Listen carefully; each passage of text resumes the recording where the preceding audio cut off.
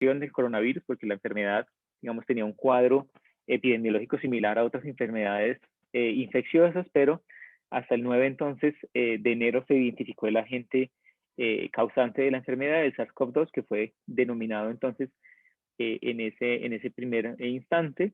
Y bueno, ya digamos cuando hacia marzo, el 6 de marzo de 2020 se reporta el primer caso en Colombia proveniente de Italia, y hay más escenarios. Ya por ejemplo, hacia el 16 de marzo se decreta una emergencia sanitaria, entramos hacia el 24 de marzo en una cuarentena que dura un tiempo importante.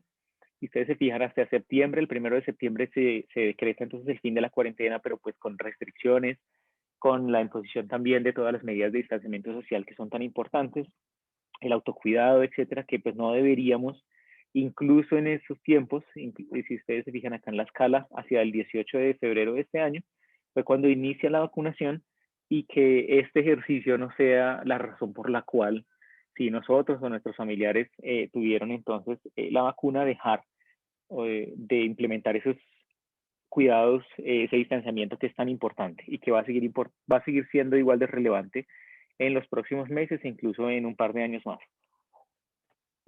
Entonces, cuando lo miramos y con datos específicos del Instituto Nacional de Salud, realmente la afectación está también donde hay una mayor densidad poblacional. Hablamos de Bogotá, bueno, de Medellín, Antioquia, Valle del Cauca, con Cali y hacia las principales ciudades del país.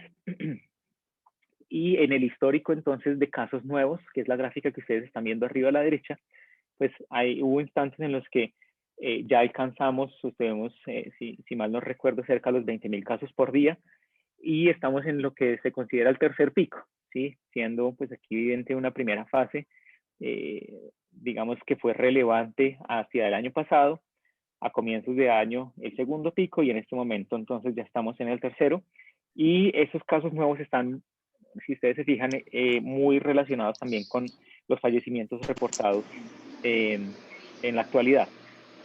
Les recomiendo a las personas que van uniéndose que por favor mantengamos los micrófonos en silencio. Y en este momento, y de hecho, si tuviéramos o si tenemos, de pronto no todos tienen presente esos datos como totales del número de casos totales, pero ya se han reportado más de 3 millones de casos con más de 79.000 fallecimientos asociados a la COVID-19. Algo que es importante, que ya nos compete con base en lo que quiero transmitirles más adelante, es la implementación de esas pruebas diagnósticas desde que inició la pandemia. Entonces, digamos, ha habido un esfuerzo muy importante por todas las secretarías departamentales y el Ministerio de Salud y el Instituto Nacional de Salud, pues precisamente por validar pruebas que pudieran cubrir de forma eficiente esa necesidad, como una primera medida pues de detección, y ya con todos los cuidados que conllevan más adelante. Entonces, es el escenario actual. Si digamos, los datos que tengo son acordes, estamos al día de ayer por los 17.000 casos nuevos y alrededor de 490 fallecimientos oficiales asociados a infecciones por SARS-CoV-2. Quiero entonces ahora hablar algunos minutos de las generalidades de este virus y de la detección, y de nuevo para aterrizarlo en algo, en las estrategias que hemos desarrollado e implementado en KimiaLab, para hacer esa detección eficiente y de nuevo seguir apoyando todo el diagnóstico que es tan necesario en la actualidad. Entonces, cuando hablamos de la estructura del virus, hablamos, ¿cierto?, de una partícula viral que ustedes ven aquí abajo a la izquierda, y ese virión en su interior tiene un material genético de cadena sencilla de RNA positiva de alrededor de 30.000 pares de bases, que va a codificar a un número importante de proteínas no estructurales, pero y algunas que pues por obvias razones son los componentes proteicos principales del virión. Dentro de esa parte estructural están definidas, o están más bien esos genes agrupados al final, es el extremo 3' del genoma del virus, y allí codifican las proteínas de la espícula, que la representación entonces sobre el virus aquí está marcada como la spike, la proteína de la envoltura, de la nucleocápside también, y de la membrana. Digamos que esos son los componentes proteicos más, digamos, externos, evidentes, que son a nivel de la estructura. Y hay otra serie entonces de secuencias codificantes para otras proteínas que han sido utilizados también de forma convencional en la detección, por ejemplo, por métodos moleculares basados en amplificación por RT-PCR.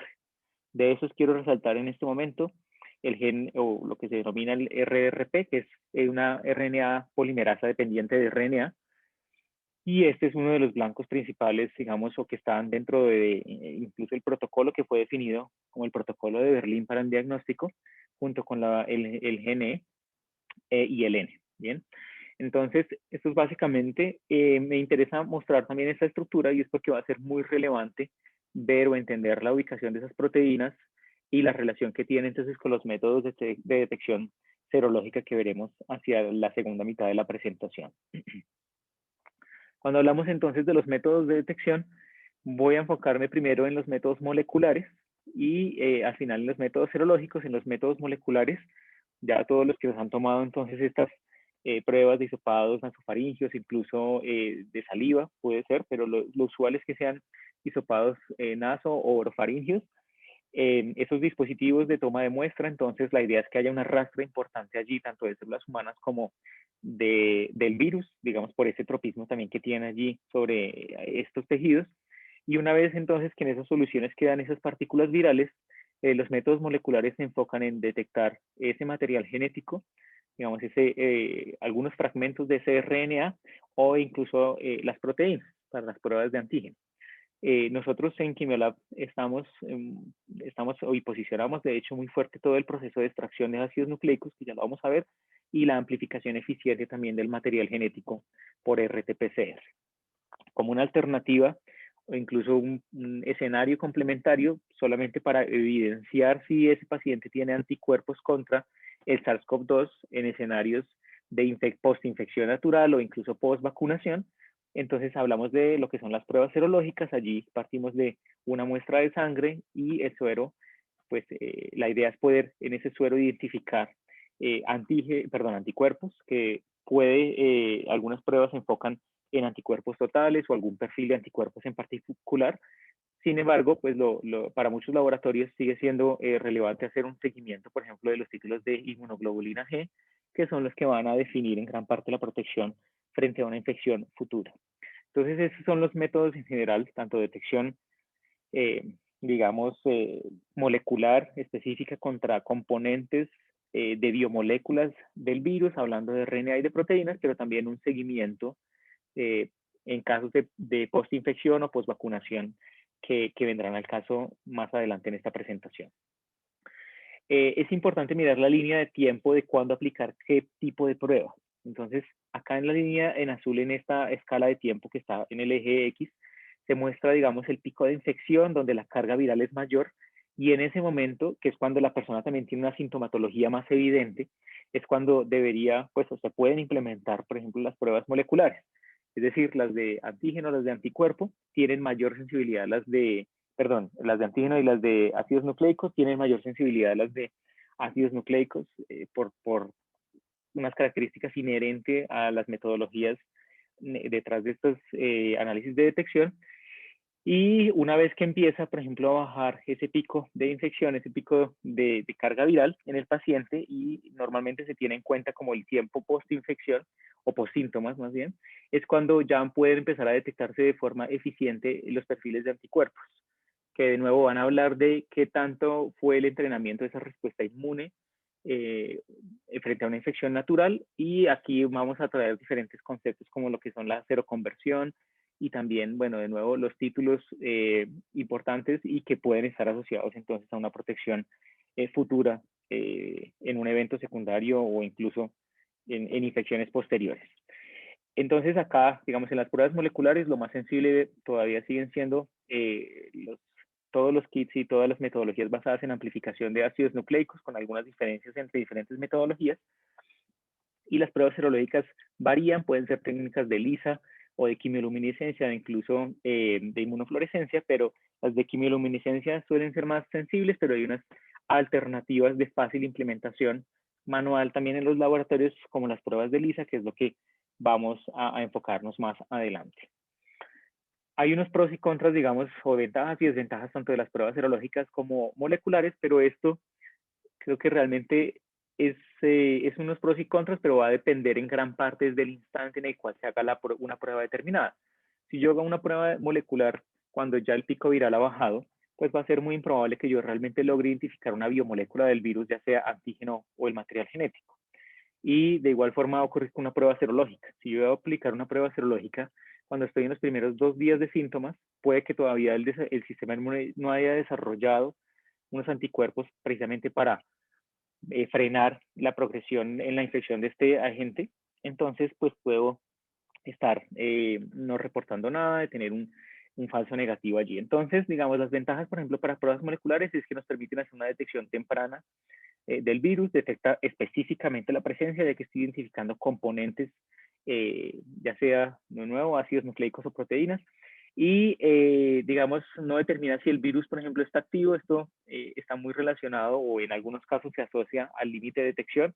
Hay pruebas que no, digamos, tienen unos límites de detección que son diferenciales, y esto en muchos casos cuando los laboratorios implementan unas pruebas moleculares, pues al final el reporte sigue siendo cualitativo, es presencia-ausencia, pero no es lo mismo tener la capacidad de identificar, por ejemplo, 100 partículas virales por mililitro a tener una técnica que el límite de detección sea 500 o sea 1000, ¿sí? Entonces esto nos lleva también a hablar de sensibilidad, que es muy relevante para las pruebas moleculares y que van a dar razón también entonces de la versatilidad con la cual el laboratorio y el grupo de investigación está haciendo la detección eficiente de esos ácidos nucleicos. No detecta las pruebas moleculares pacientes que han sido infectados y que pues se han recuperado. Es decir, puede que ya se haya, digamos, no nos da información de historia previa de infecciones pasadas. Y bueno, como todas las pruebas, ninguna es infalible, también hay resultados falsos negativos, pero eso está entonces asociado con la verificación o la validación secundaria que se hace de ese tipo de pruebas, con los estándares que se definieron aquí en el Instituto Nacional de Salud y por las cuales todas las pruebas moleculares deberían estar siendo implementadas en los laboratorios de diagnóstico. Por su parte, las pruebas serológicas son test mucho más rápidos, de bajo costo, detectan entonces la exposición previa al virus, no detectamos un componente específico del virus, porque ya es, de nuevo, es, los perfiles de anticuerpos que se generaron durante esa infección previa, y entonces nos dan razones de infecciones pasadas, no nos dan información si el virus aún está presente o si el paciente sigue siendo contagioso. También nos da algunos falsos negativos, pero esto está muy dado de nuevo, y les mencioné previamente, es con base en el instante en el cual se hizo la implementación o se hizo la toma de muestra en el paciente. Digamos, si lo relacionamos con esa pico de infección, o sea, pico de carga viral, y los días post síntomas, hay ventanas de tiempo que son más eficientes para detectar de forma eficiente anticuerpos contra el SARS-CoV-2. Va a depender esas pruebas serológicas en gran parte del antígeno utilizado. Y esto va a ser muy relevante cuando lo hablemos en el contexto de las vacunas actuales, ¿sí? Entonces, ténganlo presente para lo que continúa ya más adelante. Voy a empezar haciendo énfasis en el diagnóstico molecular, específicamente en lo que es la detección del material genético, es decir, el virus, el RNA viral, perdón. Y en este caso lo usual es tener entonces muestras de hisopados o lavados broncoalveolares o incluso saliva. Esas muestras entonces en esos medios de transporte universal se hacen análisis, o se hacen unas validaciones de extracción en diferentes plataformas, pueden ser manuales o automatizadas. Una vez se extraen el material genético de toda esa mezcla que incluso va a llevar hasta células humanas, se hacen entonces las amplificaciones por PCR en tiempo real. En este caso sí estamos haciendo un paso de transcripción reversa, porque tengo que pasar ese RNA a cDNA y de allí hacer la amplificación. Y una vez que se amplifica, la interpretación de los resultados suele ser positivo o negativo, es decir, el paciente no tiene el virus o sí lo tiene porque se logró detectar entonces esos ácidos nucleicos. El protocolo de Berlín entonces se enfoca en la detección de los genes E, RRP, inicialmente también pues, incluye el gen N, y digamos que esto ha cambiado un poco la ventaja, o lo que más bien, con toda la experiencia adquirida durante el último año aquí en Colombia, todos los test que se utilizaban y que fueran validados, por ejemplo, por el Instituto Nacional de Salud, se evaluaban con ese protocolo de Berlín, pero pues ya las pruebas que están y los laboratorios que están autorizados, ellos tienen la potestad también de hacer análisis de kits nuevos con ese aval, y puede que no tengan entonces esos genes que fueron inicialmente el estándar, digamos, para las pruebas moleculares que fueron a entrar también al mercado. Entonces, Voy a hablarles de las oportunidades para el diagnóstico molecular y aquí me interesa hablar de un componente del cual a veces lo damos por hecho en Quimiolab, pero es el impacto que ha tenido la extracción de los ácidos nucleicos virales. Estamos hablando de un sistema automatizado de extracciones, ¿no? Realmente fue una plataforma o todo un sistema que logramos distribuir aquí en Quimiolab desde el año pasado. Con esta plataforma del proveedor Genolution, es una marca coreana que permite hacer una extracción simultánea de 48 muestras en 25 minutos para muestras de virales, pero los tiempos son variables ya que se pueden implementar otros tipos de extracciones de muestras biológicas dentro de la misma plataforma. Utiliza para ello perlas magnéticas, también unas barras magnéticas, y lo que se hace es un arrastre o los ácidos nucleicos, una vez que se incorporan dentro de esas placas, digamos que ya vienen preservidas con las diferentes soluciones. La metodología hace que haya una lisis eficiente, física, química, enzimática, bueno, mecánica. Una vez que ese material genético queda libre, es capturado por esas perlas magnéticas, también por una complementariedad allí de cargas, y esos van a ser lavados dentro de la misma placa y de nuevo, de forma muy versátil, se pueden hacer extracciones en esta plataforma de 48 muestras en un tiempo corto. Hablamos entonces de que son cartuchos que ya están listos para utilizar y el usuario solamente debe colocar la muestra o las muestras a utilizar dentro de estos formatos ya de placas preservidas.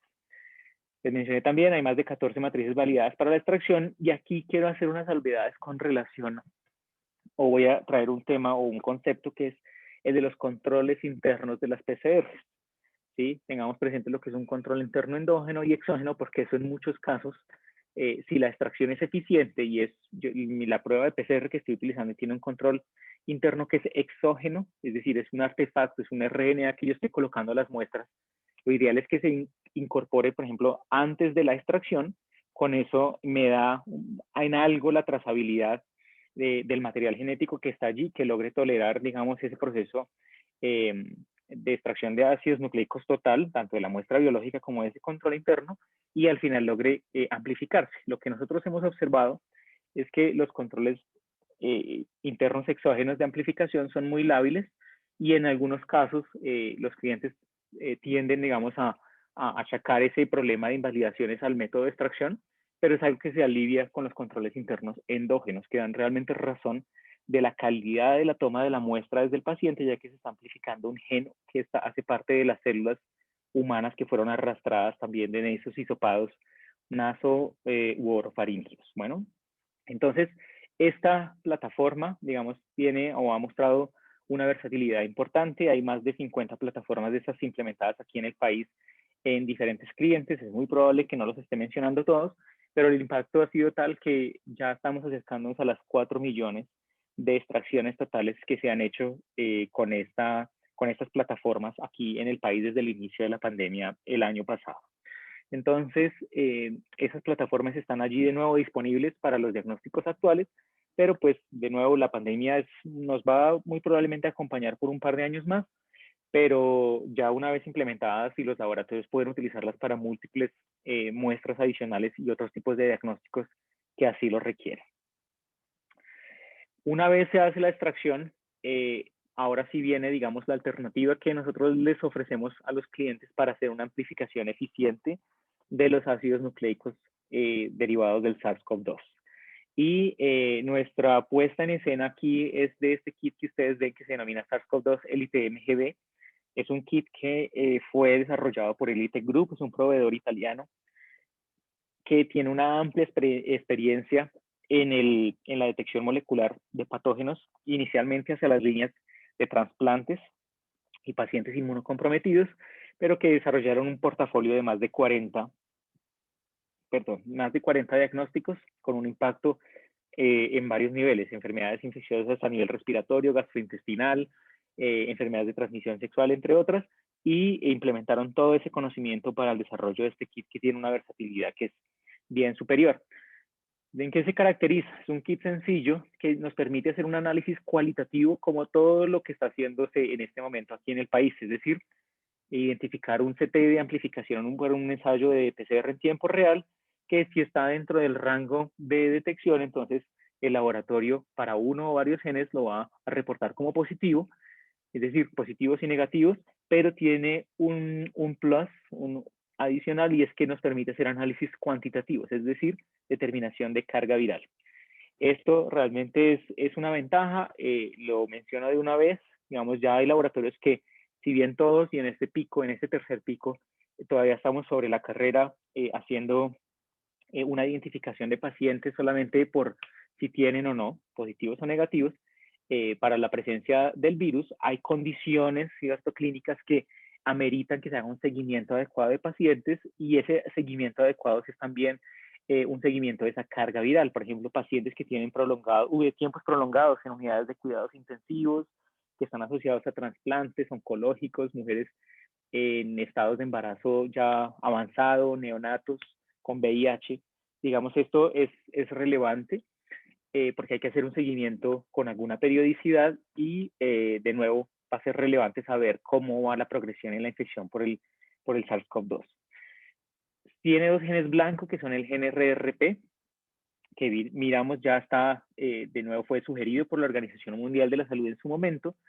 Está involucrado, está incluido dentro del protocolo de Berlín original también, pero acá yo normalmente lo que les digo a los clientes, el GNRRP es de más de 2.500 pares de bases, y la técnica molecular realmente va a estar centrada en la afinidad que tengan los primers y la sonda dentro de ese kit, de lo que realmente va a hablar en temas de versatilidad para poder amplificar de forma eficiente ese fragmento génico. Ya les voy a mostrar cuál fue el desarrollo que tuvo ELITech para poder seleccionar específicamente esos genes, tanto el RRP como el ORF8, que puede ser menos popular, pero realmente es un gen que ha mostrado tener una especificidad enorme dentro de lo que son los beta coronavirus, cuando se compararon más de 32.000 secuencias por análisis bioinformático.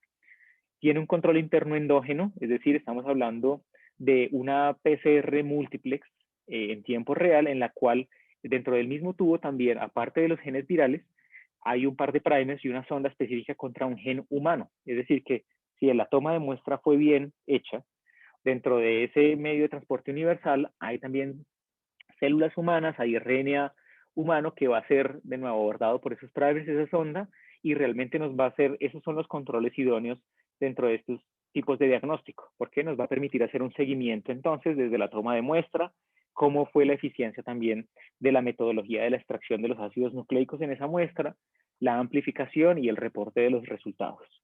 Les mencioné previamente con la extracción por el Nextractor, los controles internos exógenos son artificiales, toca normalmente colocárselos a cada una de las muestras, y dependiendo también de la estabilidad, si es RNA, yo creo que ya para todos es claro que es una biomolécula que es altamente inestable y que incluso puede perecer cuando el proceso de extracción es realmente versátil y eficiente.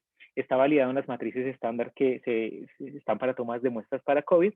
Tiene certificación IVD en una plataforma propia también de ELITech, que se denomina Ingenious, que a los que les interese les podemos hacer una presentación más adelante de esa plataforma que va de muestra resultados, donde se pueden implementar de forma súper flexible múltiples diagnósticos.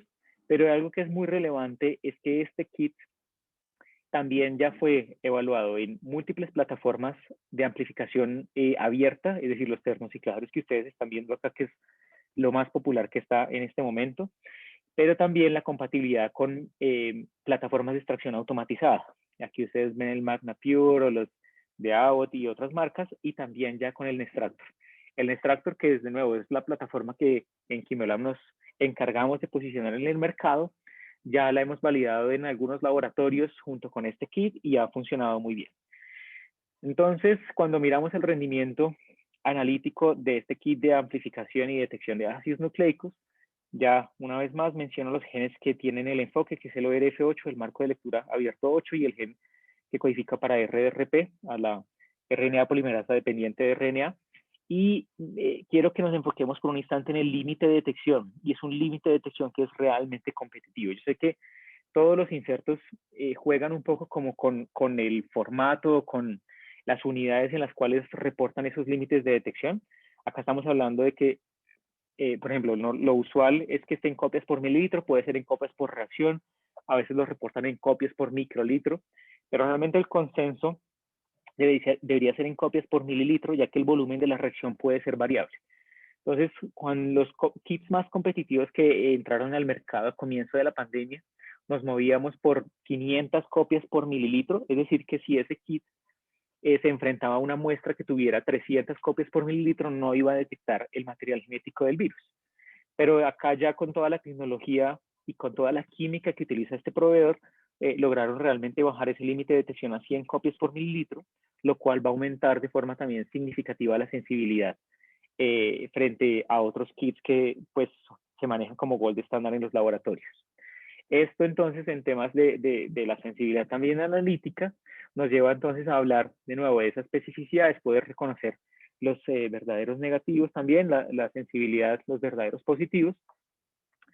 Y de nuevo, esos valores, en algunos casos, lo que hemos visto en verificaciones pequeñas en laboratorios, por ejemplo, en temas de sensibilidad, incluso en concordancia, que es como normalmente se comparan dos pruebas moleculares, la concordancia no siempre es del 100%, porque en algunos casos, pues algunas muestras que son reportadas como positivas, pues son, de nuevo, son diagnosticadas de forma negativa, pero también de forma relevante hemos visto, y principalmente con los kits que manejan control interno exógeno, que si una muestra se reporta como negativa, con este kit hemos evidenciado que esa muestra realmente es negativa, entonces es positivo.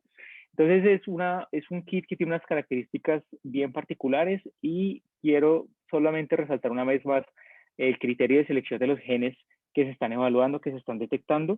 Digamos que este kit fue desarrollado hacia mediados del año pasado, hacia junio, julio de 2020, y ya la humanidad, ya nosotros conocíamos más de la biología del virus. Es decir, ya teníamos un repositorio de secuencias genómicas de todo el mundo de más de 32.000, y con todas esas secuencias realmente se hicieron análisis informáticos para identificar regiones altamente conservadas que cubrieran la mayor proporción de todas las variantes que estaban en esas bases de datos, como las que son el GIS8. Entonces, esto es nuevo, no es lo usual dentro de los proveedores, pero pues Elitec tiene, digamos, toda esa trazabilidad y todo ese impacto técnico y científico para el desarrollo de los kits que ofrece. Este kit fue ya evaluado también en temas de reactividad cruzada, precisamente para evaluar que no tuviera o que no, estos primers y esas ondas no hibridaran de forma inespecífica contra otros patógenos también asociados a infecciones respiratorias, como los virus, bacterias y hongos que ustedes ven aquí en esta diapositiva. Y estamos hablando que se utilizaron una cantidad importante de ácidos nucleicos para hacer precisamente esa verificación, hablando por el orden de más de 1 por 10 a la 6 copias, digamos, a analizar en esas amplificaciones, y en ninguno de esos escenarios esos primers hibridaron o amplificaron un gen que no perteneciera específicamente al del SARS-CoV-2. ¿Qué ventajas entonces tiene? Nos da la posibilidad de seguir haciendo análisis cualitativos como el estándar, y si el cliente lo desea, el análisis cuantitativo. El mismo kit realmente no incluye el estándar de cuantificación, ese es un ítem aparte. Entonces, de nuevo, está asociado a condiciones específicas en pacientes, no hay interés, y la idea no es que se haga una cuantificación de carga viral a todos los pacientes, porque no va a ser posible y no es necesario además. Pero entonces sí está disponible ese componente cuantitativo. Es una curva estándar también que va a incluir los genes RRP y el ORF8, está bien calibrado, y estamos en este momento en diálogo también con el Instituto Nacional de Salud para poder trabajar de forma conjunta y poder definir unos parámetros que al menos, no sé, permitan dilucidar mejor cómo serían esos análisis cuantitativos, porque hasta el momento no hay nada tan claro, por ejemplo, como lo que sí ya son las pruebas de validación secundaria, que hay unos lineamientos súper definidos, y de una vez de nuevo con la actualización que salió el 7 de mayo y el impacto que van a tener las secretarías departamentales para validar nuevos kits. Este kit en particular ya tiene, entonces fue validada en la plataforma de Elitec con un tiempo de 2 horas y media, y les mencioné brevemente, es una plataforma que va de muestra de resultados, es decir, es de bajo volumen, nos permite hacer hasta 12 amplificaciones o 12 diagnósticos de forma simultánea, pero solamente el usuario carga las muestras, y después de 2 horas y media, en ese lapso de tiempo, el equipo va a hacer extracción de ácidos nucleicos, amplificación y también la interpretación de los resultados. Pero no estamos en un escenario, o algunos laboratorios lo han decidido implementar, pero sabemos que todavía en escenarios de alta prevalencia, más bien como estamos en este momento, y sabiendo toda la capacidad instalada que ya está en todos los laboratorios, hablando de los termocicladores que ya están allí, también se puede implementar en esas plataformas, y de nuevo ya está validado desde Incerto, y en este preciso instante estamos terminando ya la validación secundaria para el sometimiento al Instituto Nacional de Salud. Importante resaltar una vez más la compatibilidad de este kit con las plataformas de extracción automatizada. Acá están varias de las que están divulgadas también por el proveedor, e incluimos el Nextractor, ya que hemos hecho verificaciones pequeñas de más de 400 pruebas en total analizadas, extraídas con el Nextractor, y hemos encontrado una concordancia de más del 95% en esos ensayos. Entonces, esa es la primera puesta en escena que queríamos mostrarles. Aparte entonces de la amplificación, la detección molecular por PCR de este kit de ELITech, que realmente tiene una versatilidad, un límite de detección bajo, una alta sensibilidad, también hemos visto la necesidad que hay de identificar algunas de las variantes, es decir, de identificar algunas de las mutaciones que están circulando, y yo creo que ya para todos es conocido, por ejemplo, las variantes que se denominaron surafricana, brasilera o inglesa. Y de esto entonces tenemos esta alternativa que es de Gold Standard Diagnostics, que de hecho hace parte, o más bien incluyó a Novatec, que es una empresa de la cual llevamos distribuyendo ya un número importante de años. Ellos desarrollaron este kit, es IVD, inicialmente era para investigación solamente RUO, pero ya obtuvimos la certificación IVD. Y en esto, digamos, el tema de las mutaciones, hay charlas que están enfocadas en esto y en toda la filogenia, y no es el objetivo en este momento, pero sí quiero que miremos solamente de forma breve la representación del virus acá y del material genético con las 30.000 pares de bases que lo componen.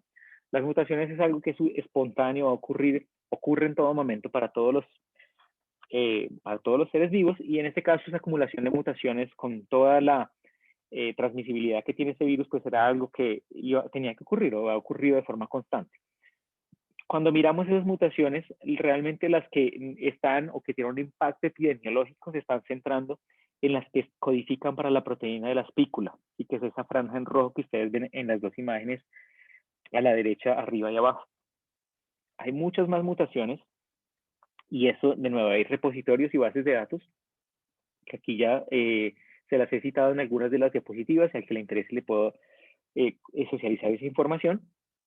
Pero de nuevo, las que tienen un impacto epidemiológico, entonces están, o nos referimos a ellas, ¿cierto? Como la inglesa, la surafricana y la brasilera, y ya están identificadas, por ejemplo, es en el fragmento génico que codifica para esa proteína de la espícula y que hace un cambio de un aminoácido por otro, ¿listos?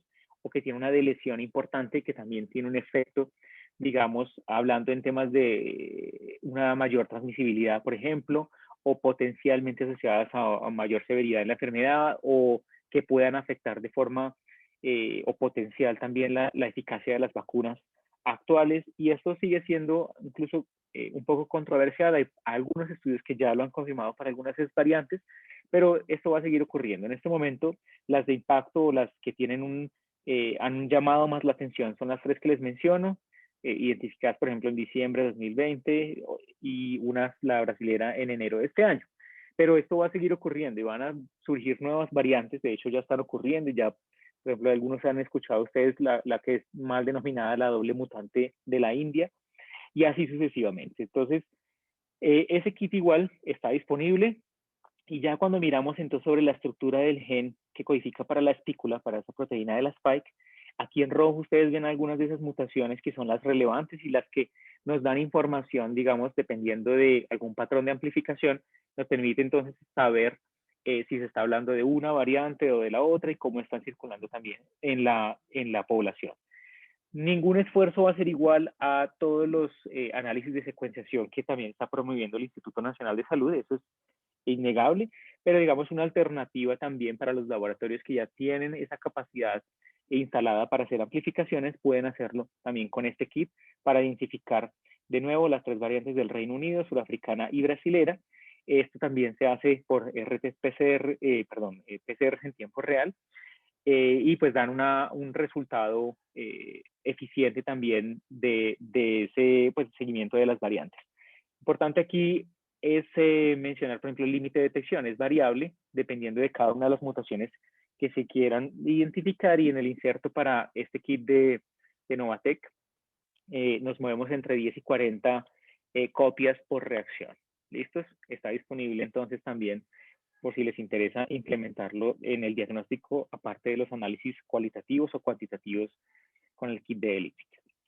Quiero ya en esta segunda mitad, realmente ya esta es la parte final, los siguientes 10 minutos, vamos a hablar de la detección de anticuerpos contra el SARS-CoV-2.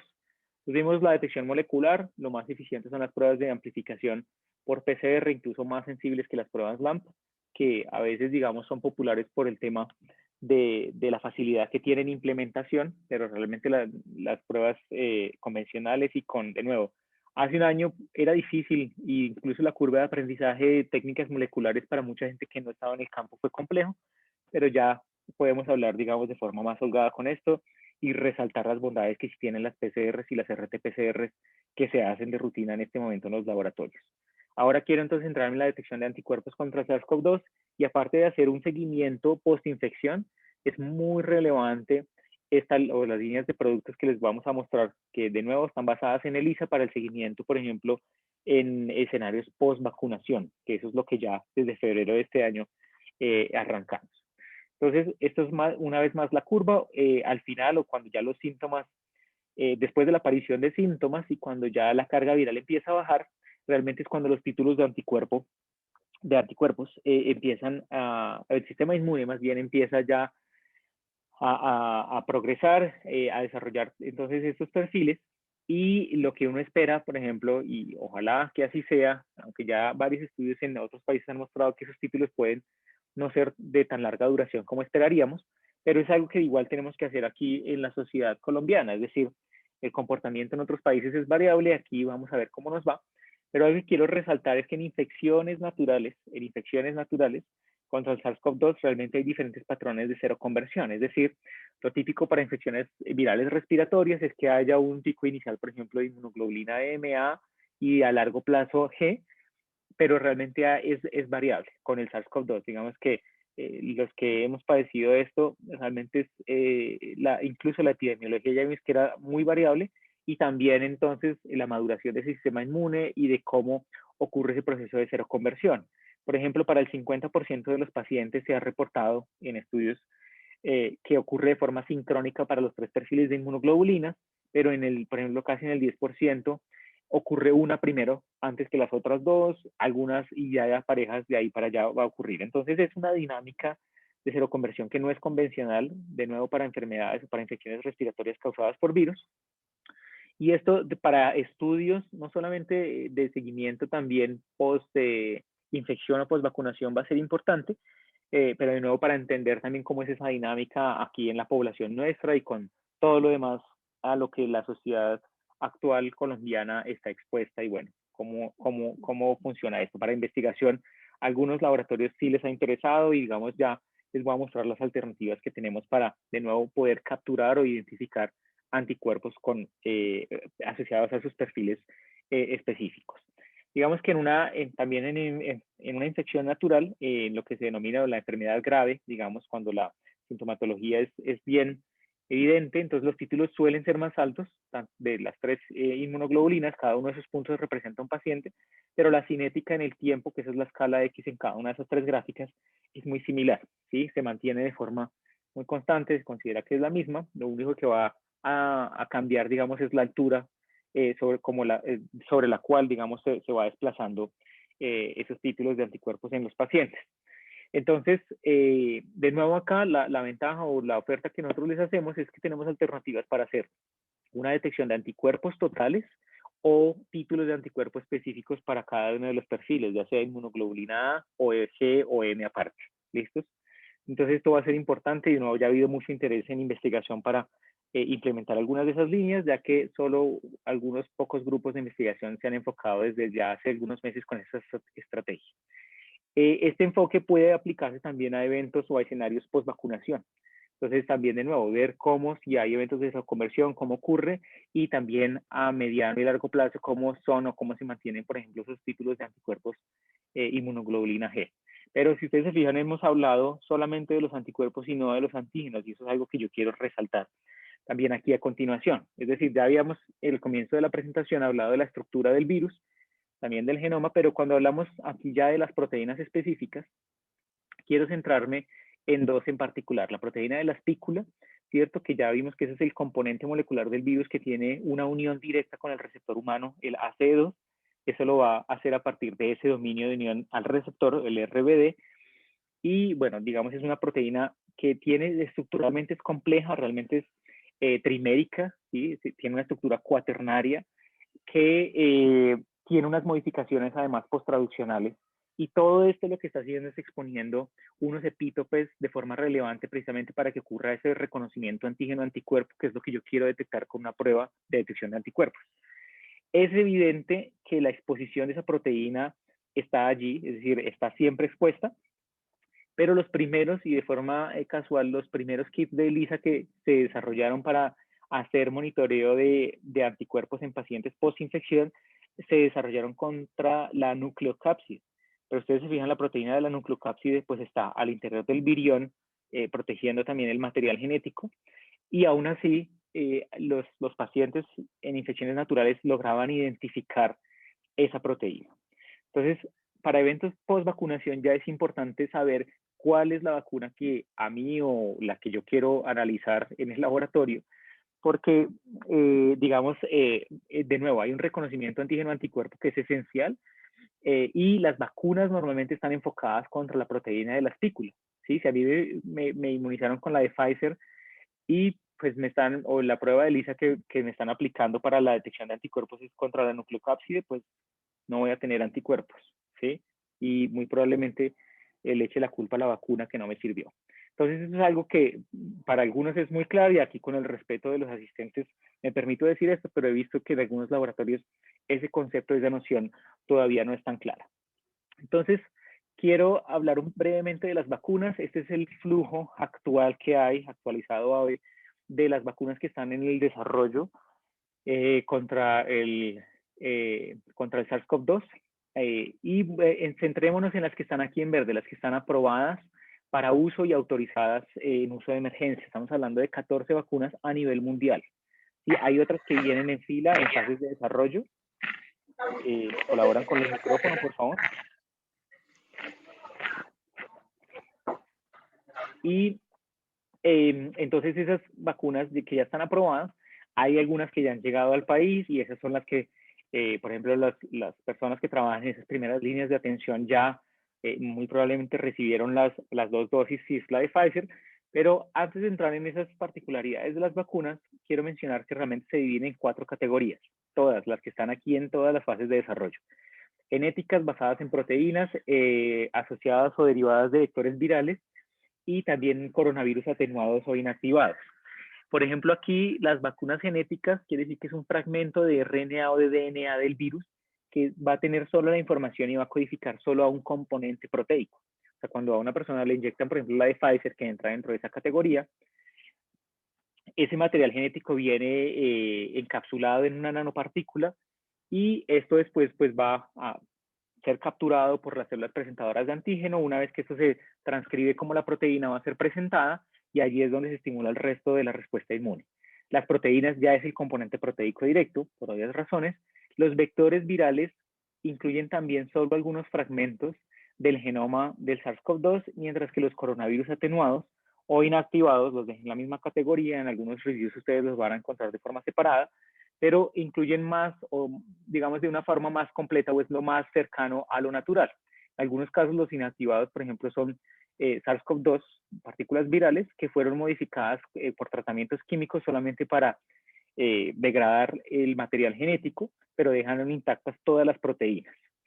Entonces, ese es el escenario del desarrollo de vacunas actuales, y aquí en Colombia, estas son las que tenemos. Dentro de las genéticas, ya les había mencionado, hasta Pfizer-BioNTech. Dentro de vectores virales, la de Johnson Johnson o la de Janssen, también así se conoce. La de AstraZeneca, que es la misma en colaboración con la Universidad de Oxford. Y la de Sinovac es un coronavirus atenuado e inactivado. Entonces, de nuevo, y acá yo de pronto no les estoy mostrando el escenario de todas las demás que ya tienen autorización o aprobadas para uso, solamente las 4 que están aprobadas para Colombia, pero el 95% de todas las vacunas desarrolladas y en fase de desarrollo se centran en solo un componente, que es la proteína de la espícula.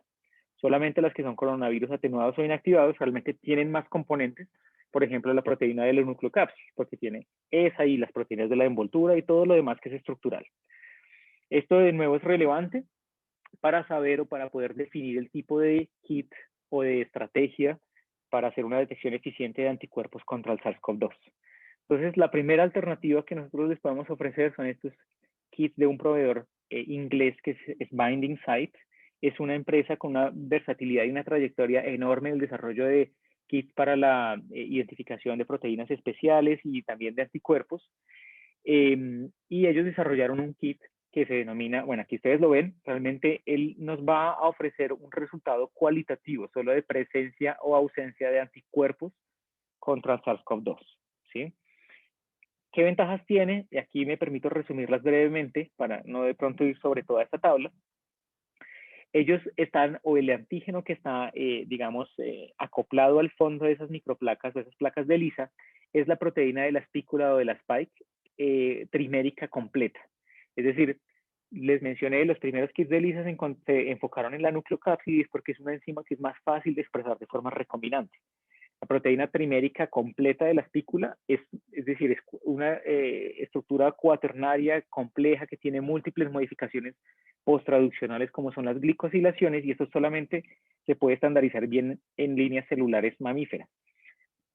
Este fue el primer kit que logró incorporar la proteína completa, por lo tanto, está exponiendo todos los epítopes, todos, no solamente los que están directamente involucrados con el receptor ACE2.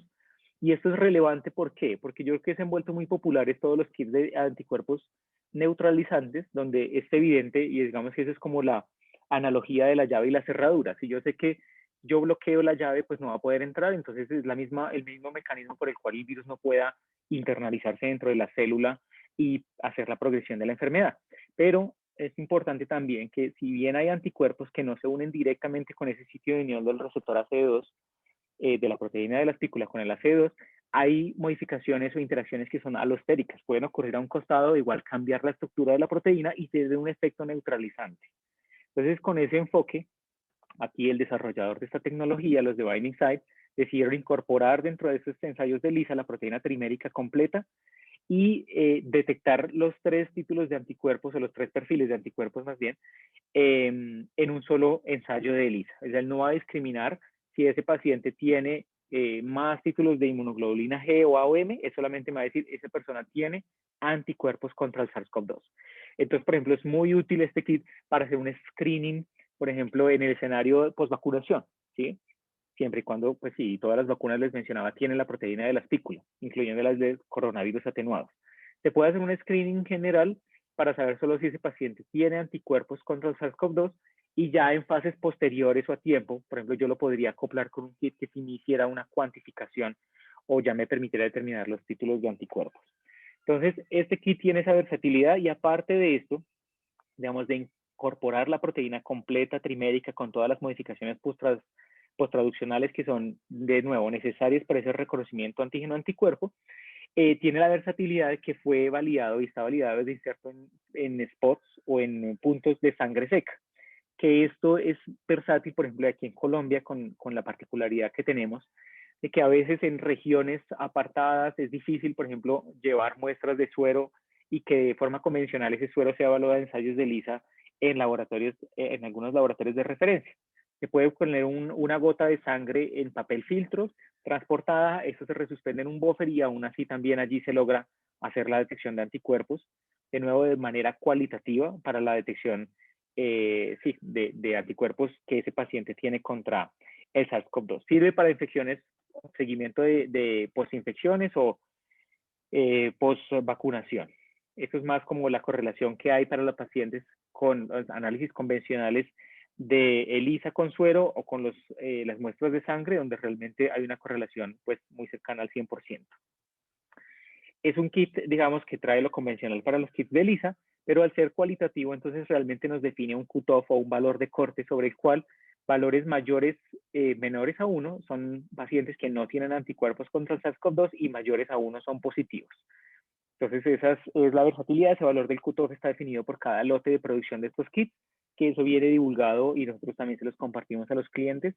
Y de nuevo, como un screening inicial solamente para identificar anticuerpos, realmente ha mostrado ser versátil. Importante no solamente para esa, sino para cualquier prueba de ELISA y lo hemos socializado con laboratorios donde estamos haciendo fomento en investigación, es definir la ventana de tiempo que yo quiera analizar. Es decir, si es post-vacunación, entonces me voy a enfocar, por ejemplo, a que sea 30 días de la segunda dosis. Con eso ya el sistema inmune ha logrado madurar y uno realmente hacer una detección eficiente. Bien, para escenarios post-infección, pues 14 días evidencia de síntomas también es lo prudente. Antes, pues es muy probable que yo no vaya a identificar anticuerpos. Cuando hablamos de sensibilidad y especificidad, veníamos hablando de esa ventana justo de tiempo del inicio de los síntomas. Este kit fue validado con cientos de muestras de ELISAs manuales o automatizadas y realmente se evidenció pues una correlación bien importante también al ser comparada los positivos sintomáticos y asintomáticos también, con una sensibilidad y una sensibilidad y una especificidad que fueron bien superiores. Bien, esto aplica para todos los test. De pronto es algo que se me había olvidado resaltar, tanto para las pruebas moleculares como las pruebas serológicas.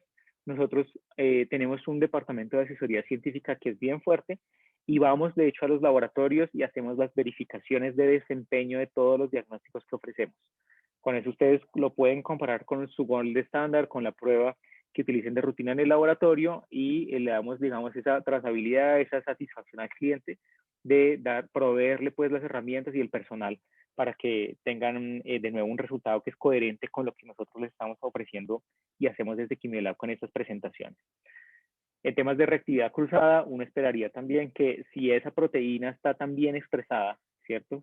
La proteína de la espícula trimérica, realmente pacientes con otras infecciones o con más bien con eventos de infección previa por otros patógenos, por otros virus, realmente no tengan o esos anticuerpos no reconozcan esta proteína.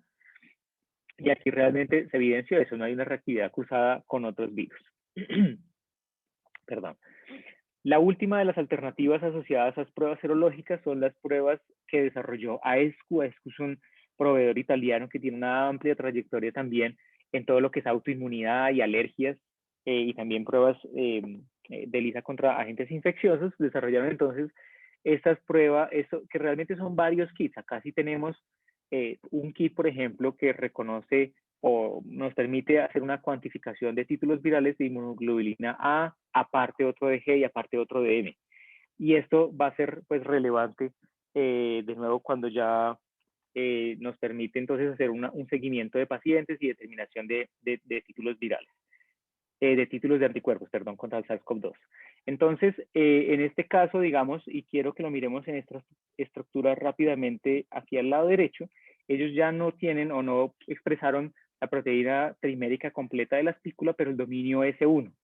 Si bien no es completa, y miremos dónde está todo ese dominio S1, que son esas fracciones en rojo y en azul aquí al lado derecho, es prácticamente todo lo que está en contacto también con el receptor AC2 y tiene gran cantidad de los epítopes que realmente sí dan razón de lo más cercano a lo natural. También la expresaron en células mamíferas, asegurándose también todas las modificaciones posttraduccionales que vimos, que son las glicosilaciones y que realmente tienen un impacto importante en esta presentación de antígeno-anticuerpo. Entonces, este kit alemán entonces fue detectado y tiene un enfoque ya es cuantitativo. Se puede hacer cualitativo si yo solamente los estándares solo utilizo uno, el segundo, pero pues la versatilidad que tiene es que permite hacer cuantificación o determinación de esos títulos de anticuerpos. Entonces, de hecho, y les mencioné anteriormente, son 3 kits para cada uno de los perfiles de anticuerpos que tenemos.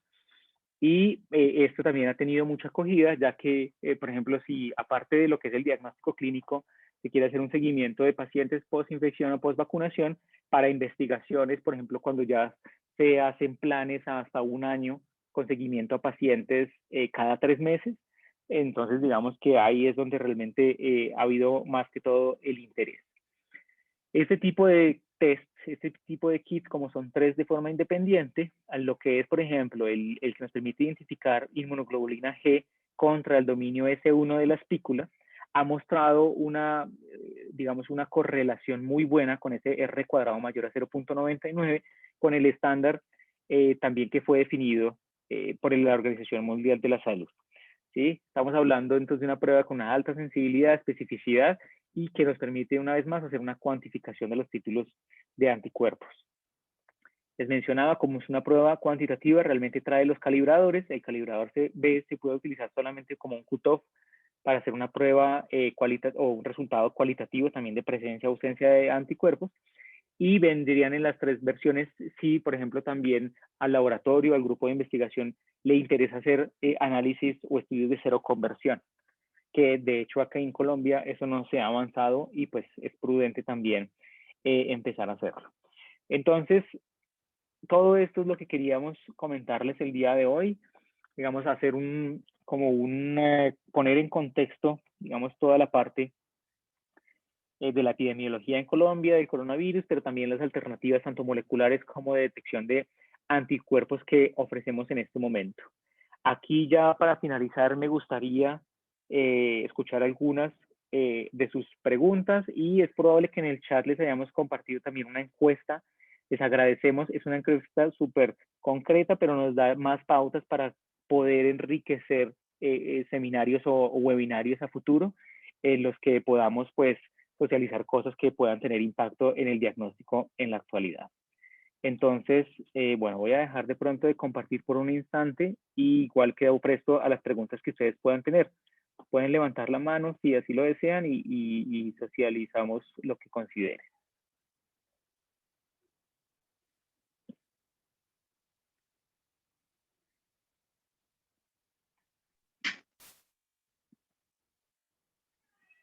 Si alguien tiene alguna inquietud, sin pena.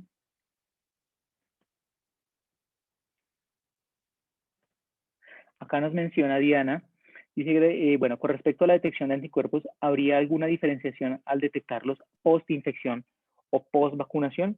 Pues es realmente el enfoque de lo que quiera el laboratorio o el grupo de investigación. Es decir, si yo sé que tengo una población con una alta, incidencia de la enfermedad por algunas condiciones particulares, pues se puede hacer y va a ser post-infección o incluso en eventos de reinfección. Pero si yo sé que yo ya tengo entonces es una población de, no sé, de médicos o de personas que están en una primera línea de atención en hospitales que ya fueron inmunizados con la de Pfizer o que esa es la que normalmente se utiliza, también se puede utilizar. Entonces, realmente aquí la versatilidad de uso la define el usuario dependiendo de la población que quiera evaluar con esa prueba de detección de anticuerpos.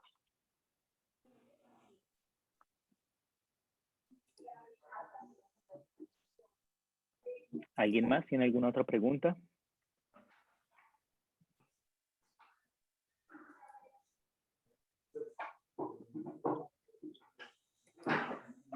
Igual acá en las personas que están asistiendo o que asistieron, hay asesores comerciales y científicos y pueden incluso acceder a la página web. Por allí también acceder a la información o nos pueden contactar por email que el corporativo se los podemos también socializar por acá, por el chat también. Y de nuevo les agradecemos si nos ayudan con esa encuesta, ya que tenemos un plan de seminarios bien interesantes, no solamente en COVID, pero en otras áreas que pueden también tener impacto en los diagnósticos que se hagan e incluso en investigación. A futuro vamos a hacer uno solo dedicado para SARS-CoV-2, pero en investigación, con unas alternativas que pues no, los laboratorios de diagnóstico no suelen utilizar, pero que sí tienen impacto para grupos de investigación en universidades y centros privados. Acá nos preguntan, ¿cuánto tiempo está determinado para generar anticuerpos efectivos luego de la segunda dosis? Esto, digamos, hay dos valores. No está tan definido, pero digamos que ya se empezó a dilucidar como que 30 días post segunda dosis es un tiempo adecuado para hacer un seguimiento de detección de anticuerpos en pacientes, sí, post vacunación.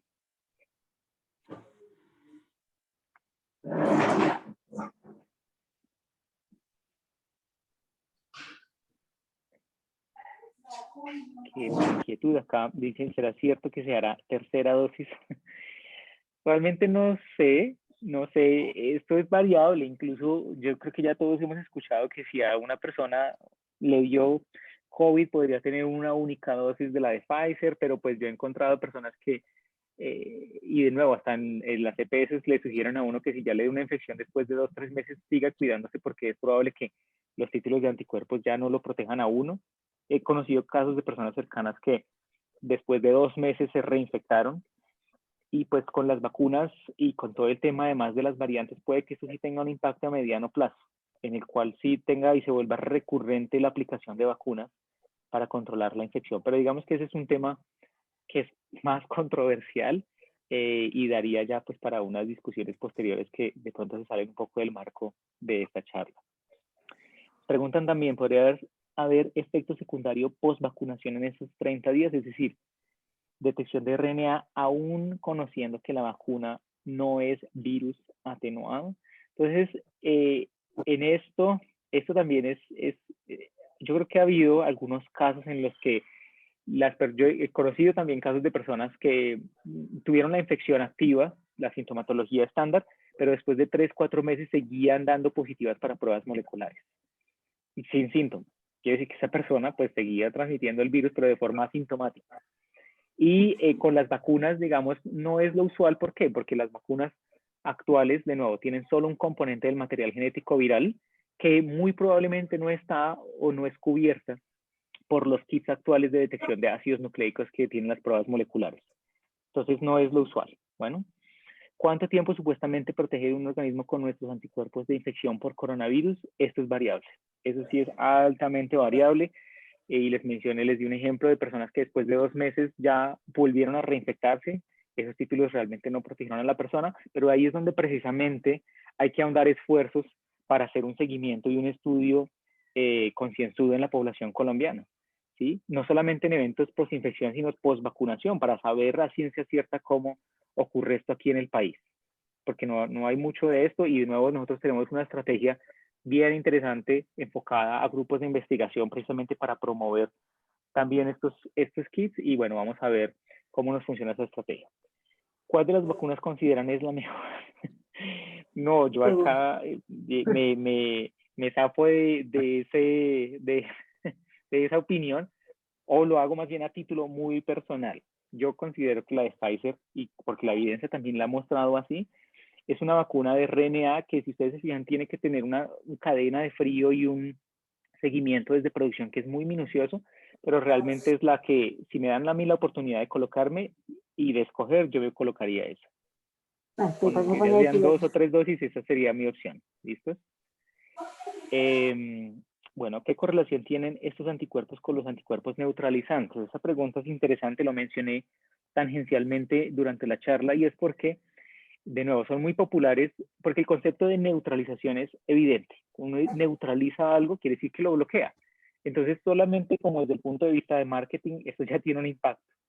Pero de nuevo, acá para los anticuerpos y para los antígenos, esto es muy variable, porque es como si yo tengo el dominio S1 de la proteína de la espícula, pero un anticuerpo se une al costado, puede que me cambie la estructura de ese receptor de unión al receptor humano.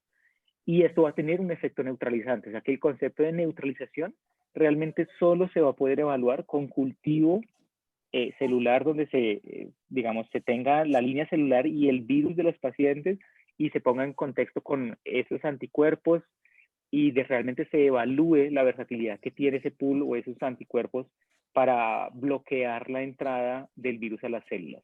Lo demás sigue siendo un concepto de neutralización. Y de todos los anticuerpos, por ejemplo, inmunoglobulinas G totales, se ha evidenciado que solo del 3 al 5% son neutralizantes, ¿sí? Pero de nuevo, neutralizantes porque bloquean esa interacción, pero no porque puedan tener un efecto alostérico también neutralizante. Por eso es que nosotros consideramos, desde la parte técnico y científica de Quimiolab, que lo más versátil es tener un kit de detección de anticuerpos totales, o de un perfil de anticuerpos totales, porque realmente yo estoy cubriendo todas las posibilidades, los que sí me están bloqueando, pero también los que tienen un efecto alostérico. Cuando se presenta un resultado de antígeno positivo y PCR negativo, se debe considerar siempre un falso positivo, o qué otro aspecto puede considerar esa diferencia de resultados. Entonces son dos pruebas moleculares distintas. Lo usual es que las pruebas moleculares tengan una mayor sensibilidad, por lo tanto me detecten positivo, ¿cierto? Pero las pruebas de antígeno, incluso las pruebas también de PCR, no todas son perfectas, y a veces por eventos digamos, asociados, yo lo he visto más que todo en laboratorios asociados a alguna contaminación o algo, la PCR da negativa y el antígeno positivo, pero de nuevo, esto es con alguna probabilidad. Mejor es ahí repetir las pruebas, porque con un solo resultado de dos técnicas distintas, con un resultado discordante, realmente uno no puede sacar ninguna conclusión. ¿Sí? Entonces ahí sí esto involucraría un reprocesamiento. ¿Alguien me colabora con el micrófono, por favor? No, colócale Entonces, ese es un resultado que es importante ahí tener en consideración, ¿listo? Pero yo creo que en un escenario actual... Pues es que entiende mi salta que es con mis padres. María, ¿me ayudas con el micrófono, por favor? Gracias. Entonces, es importante revisarlo. Dice, ¿cuál es el tiempo idóneo post vacunación para hacer el análisis de título tras la vacunación? Ya lo mencionamos, la idea es que sea después de 30 días, o así es como se sugiere, pero por ejemplo, post infección, normalmente en una ventana de 14 días post síntomas, ya uno lograría detectar anticuerpos de forma eficiente. Dentro de las pruebas moleculares mencionadas, ¿cuál se considera en estos momentos la Cohort de estándar? Bueno, yo aquí sí me pongo la camiseta de Quimiolab por varias razones. Primero porque la empresa fue la que logró posicionar de forma bien versátil el kit del GeneFinder en Colombia al comienzo también de la pandemia. Es un kit que en su momento teníamos, o la humanidad tenía un poco conocimiento de la biología del virus, pero que realmente mostró ser eficiente en comparación con el gold estándar universal, que es el protocolo de Berlín. Pero el protocolo de Berlín, digamos, es dispendioso, involucraba la amplificación de un gen y si daba positivo, entonces hacía screening de los otros dos. Entonces, en este momento, o una vez que ya, digamos, con todo lo aprendido, el kit que nosotros tenemos en este momento, el de ELITech, en temas de sensibilidad, especificidad y de un límite de detección, es de lo más competitivo que hay. Lo hemos visto no solamente en plataforma abierta, sino incluso en el equipo automatizado que se los mencioné brevemente, que es el Ingenious. Esa plataforma es automatizada, completamente robotizada y el usuario solamente carga las muestras. Vean que en esa plataforma, este kit de ELITech, incluso el del GeneFinder, que ya estamos dejando de distribuir, alcanzaba un límite de detección de 2 copias por reacción. Y eso es una sensibilidad analítica sorprendente. Quiere decir que en una sola reacción había llegar a ver 2 copias del genoma del SARS-CoV-2, uno lograba igual amplificar. Bien, esto yo creo que en términos de sensibilidad y de límite de detección es de lo más superior. Y bueno, de nuevo, yo aquí sí estoy hablando desde el papel de Quimiolab con la experiencia que hemos hecho comparando al menos 20 kits distintos de amplificación que están actualmente en el mercado. Y importante, de nuevo, es la química asociada que maneja ELITech, que da una alta sensibilidad, especificidad, pero también también la plataforma, bueno, automatizada que les mencionaba, que involucra menor manipulación y de error humano, digamos. Y bueno, ya todo el conocimiento de la biología del virus que tenemos en este momento, que eso hace que los kits, o sea, ya tuvimos una curva de aprendizaje para desarrollar cosas más específicas con mayor grado de hibridación, también analítica y bueno, todo lo que ya les mostré en la presentación. No estoy seguro si se me escapó alguna pregunta.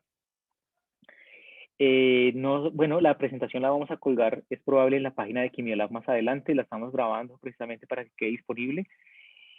Nos dice, ¿existe algún valor de CT tardío que pueda ser estándar para pruebas moleculares? Mira que eso también es controversial. ¿Por qué?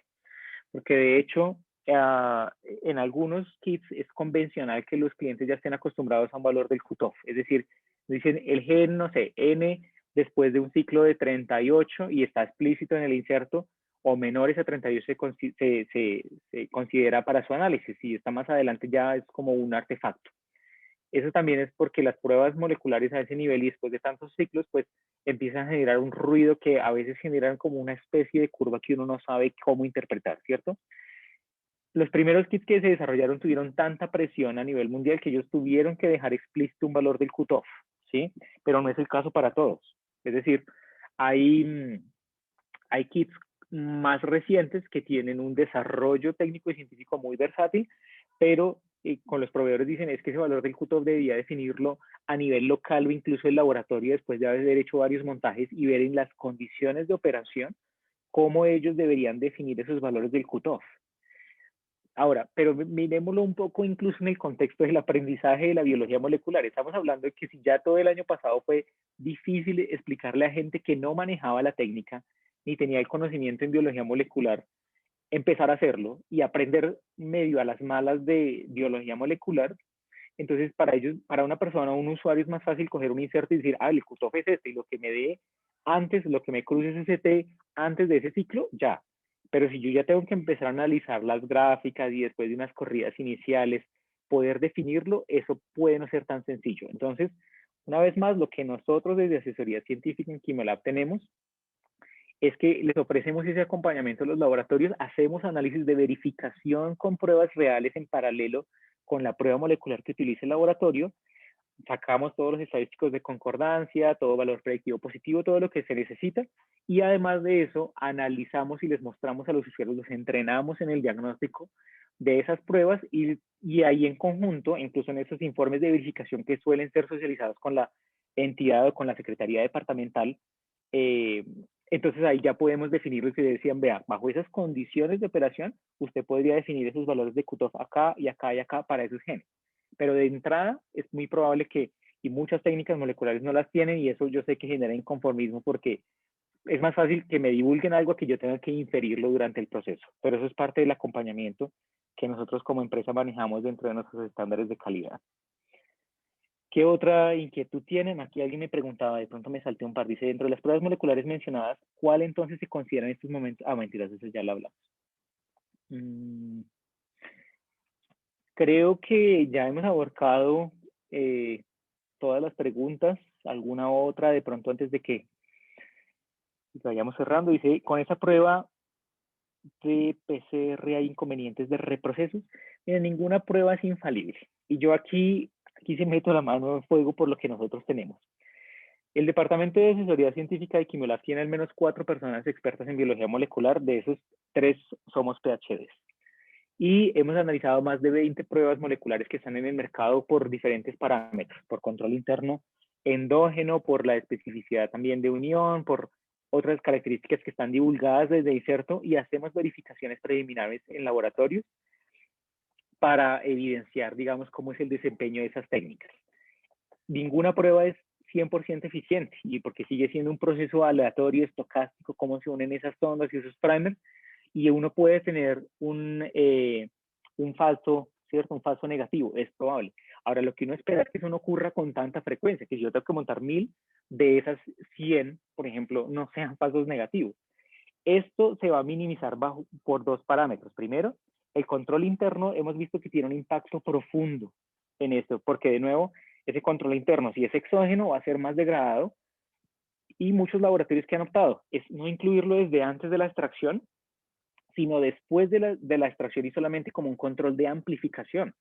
Pero eso es un arma de doble filo. ¿Por qué? Porque si la muestra, el material genético del virus se ha degradado, si yo pongo ese control interno exógeno después de la extracción, pues fijo me va a amplificar y no me va a invalidar ese resultado, ¿sí? Pero me está diciendo que ese paciente es negativo y puede ser que esa muestra se me haya degradado el material genético.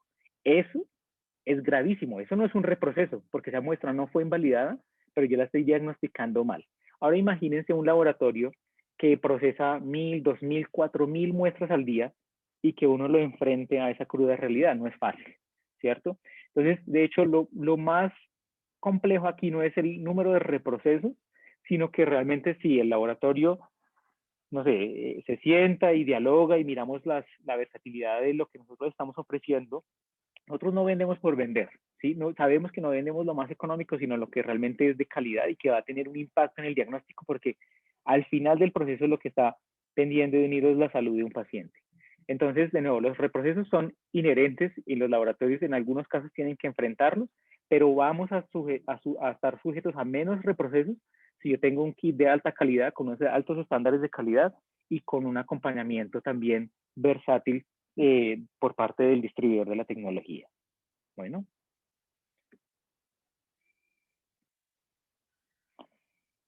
Bueno, no sé si hay de pronto un par de últimas preguntas.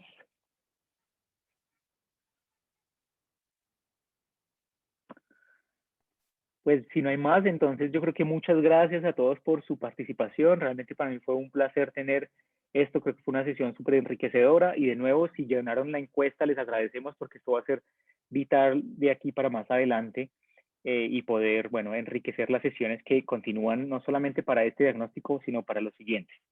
Una sesión previa grabada fue la de MTB, que también si les interesa va a estar disponible.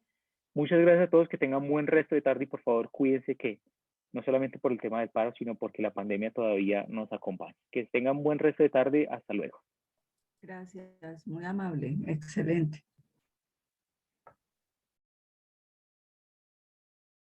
Gracias.